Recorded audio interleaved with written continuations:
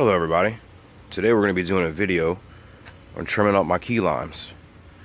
These key limes were grown from seed. Buddy of mine named Michael gave me the key limes I grew the seed from. So the deal is keep 2 for myself, keep 1 for him. So Michael's is the one we're going to be actually trimming up today. These are my other 2 key limes.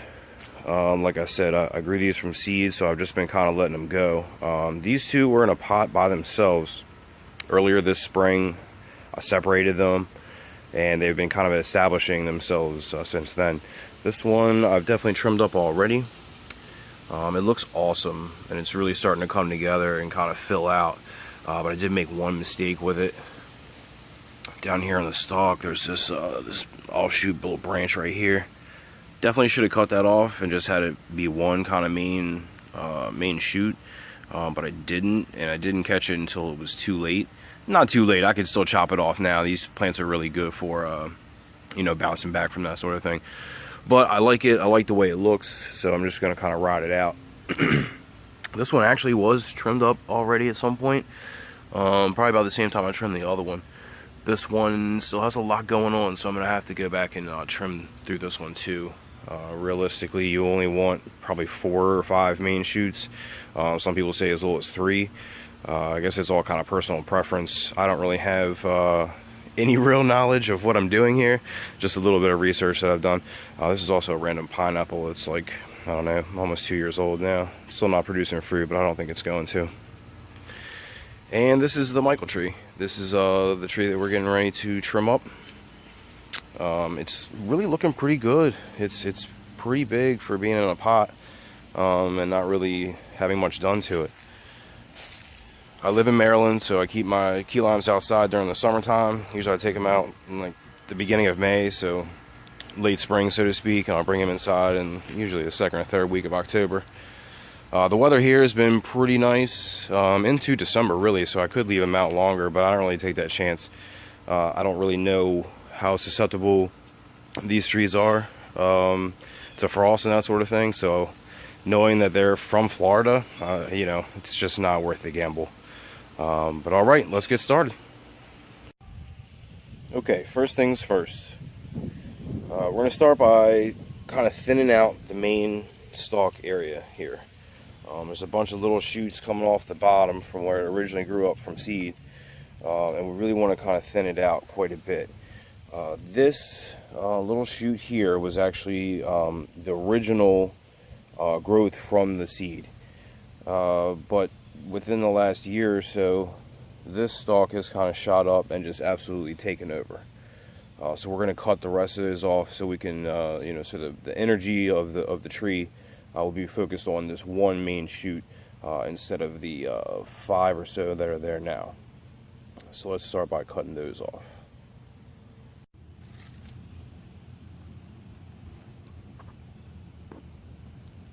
You want to try and cut these at a 45-degree angle with a nice sharp pair of clippers.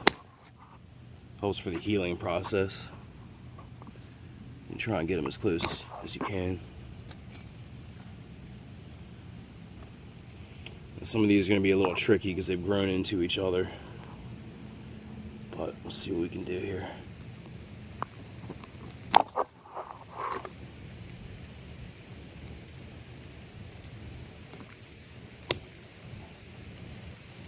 Wow, that was pretty scary, but it'll be good. Alright, let's move on to the next step. As you can see, that takes quite a bit out of the tree. It looks kind of naked right now, but it's going to be good for future growth.